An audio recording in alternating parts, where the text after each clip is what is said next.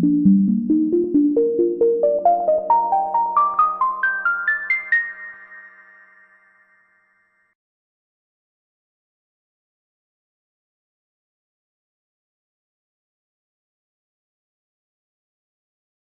que han habido avances importantes.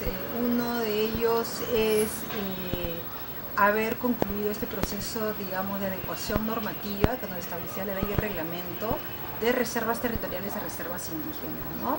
Creo que era un tema pendiente para poder, digamos, concluir con un mandato no solamente normativo, sino que estabilizara un régimen jurídico en relación a estas reservas.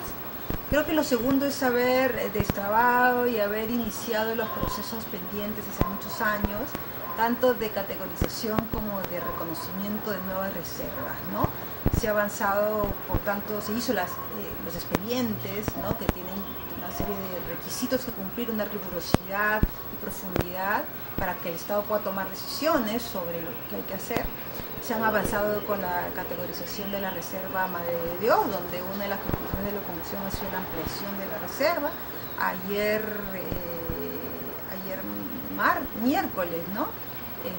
5 de abril se ha aprobado el reconocimiento para la reserva Cacataibo en la región Huánuco. Y creo que, digamos, se vienen, digamos, más asuntos en relación a este proceso, ¿no? Y creo que el tercer avance ha sido el poder haber desarrollado modelos de intervención en relación, por ejemplo, al tema de pueblos en aislamiento que han iniciado un proceso de acercamiento, ¿no? Como los vividos con los mascopiros en Madre de Dios, donde, si bien hay una polémica en relación al tema de cómo se da ese acercamiento, si el Estado lo puede hacer o quién lo puede hacer, cómo se da, etc. Pero creo que logramos desarrollar un modelo que obviamente es un modelo corregible, que vas aprendiendo y vas mejorando, de trabajar con las comunidades, como Xipetiari, por ejemplo, para que este proceso de relacionamiento con las comunidades en aislamiento que se van acercando sea un proceso que permita un acercamiento no con el Estado, sino entre estos grupos, porque eso es lo más importante. Finalmente nosotros podemos estar y luego retirarnos, pero los que quedan en la convivencia son ellos. Entonces creo que hemos desarrollado modelos que nos permiten fomentar y promover una convivencia pacífica y, digamos, donde encuentren canales de diálogo entre pueblos en aislamiento y comunidades asentadas, ¿no? Igual nos ha pasado con el modelo de atención para población en contacto inicial, principalmente en la experiencia de los Nahua y los Nanti, ¿no?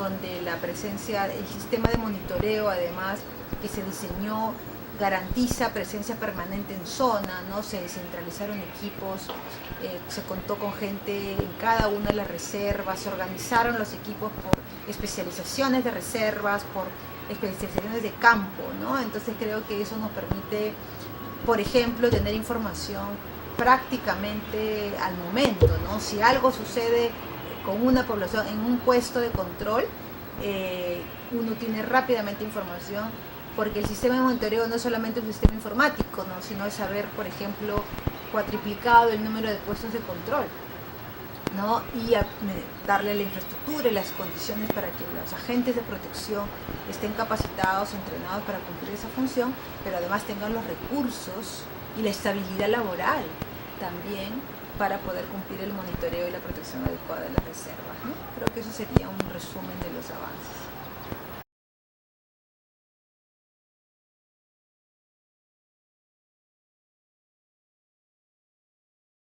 Creo que parte de eso es tener una legislación más armónica, ¿no? Es decir, que tenga puntos de contacto entre las áreas naturales protegidas y la legislación vinculada al tema de conservación y el tema también de la protección de poblaciones, digamos, ¿no? Que ocupan en realidad los mismos territorios.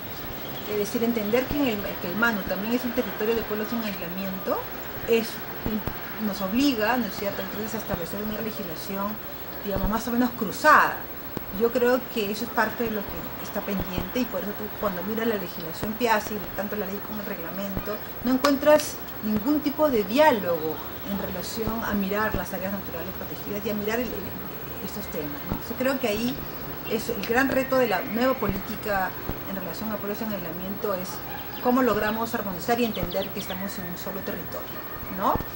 Y armonizamos funciones, y armonizamos, mira, por ejemplo, puedes tener hasta agentes compartidos de control ya en tema operativo, de implementación, tienes puestos de control compartidos, no puedes tener un puesto de control de Cernán a un lado y un puesto de cultura al otro lado, son gastos innecesarios. Entonces, y creo que también la política, digamos, ¿no?, de establecimiento de nuevas áreas naturales protegidas, también como toma en consideración no solamente pueblos en aislamiento, sino a las comunidades nativas en general. Si bien se puede respetar el derecho a la consulta, el tema de las categorizaciones al interior de las áreas naturales protegidas, de las restricciones, finalmente las comunidades tienen que sentir que la creación de una área natural protegida, digamos, no solamente es el beneficio del Estado, en tanto este es dueño de los recursos naturales, sino que las comunidades nunca van a entender esa separación de el Estado es dueño, pero ¿quién es el Estado? Y ahora resulta que no soy yo, ¿no? Y ahora vienes, además me restringen mi derecho de uso, de usufructo, disfrute de pescar, cazar, y que me pones una serie de reglas. Entonces creo que el tema de trabajar con las comunidades, para que en realidad las comunidades incorporen que el área es parte de un elemento que se suma y que más bien las comunidades se conviertan en guardianes y protectoras de estas áreas, creo que es el camino hacia el que se debe apuntar. Y eso implica, por tanto, esfuerzos de mayor diálogo con las comunidades locales, ¿no es cierto?, para permitir entonces una simbiosis, porque si no se está generando, digamos, antagonismos y parecieran excluyentes los intereses, ¿no?, cuando en realidad podría generarse convivencias mucho más armónicas y beneficiosas tanto para el Estado como para las comunidades en general, ¿no?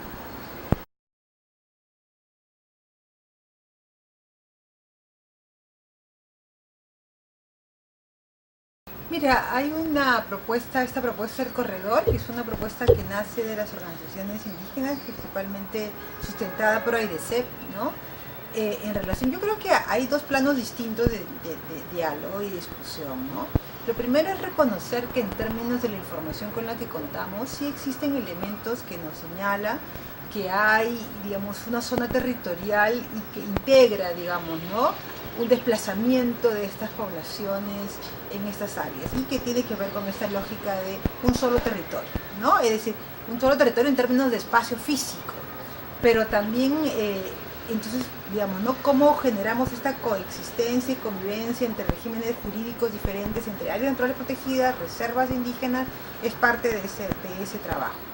Pero creo que otra discusión es la discusión sobre si ese corredor, ¿no es cierto?, merecería pasar a la categoría de ser titulado como una unidad territorial, digamos, ¿no?, adscrito además a un pueblo indígena, digamos, ¿no?, y eso ya es una discusión, es otra discusión.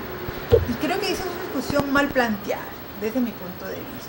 Primero porque en nuestro ordenamiento jurídico no existe una titulación integral, digamos, ¿no?, además de ese tipo, digamos, de esas características, pero además hay un problema también que es sustentado, que es que además hay comunidades, no solamente en aislamiento, sino comunidades asentadas de X, no me acuerdo cuántos grupos de población, deben haber 17 pueblos, no recuerdo muy bien el número, pero hay en toda esa zona grupos, comunidades, hay diferentes grupos de pueblos en aislamiento, hay diferentes grupos de pueblos en contacto inicial, y entonces el territorio integral bajo un título de ¿para quién?, digamos, ¿no? Entonces yo creo que ahí hay un tema normativo que creo que no es tan fácil.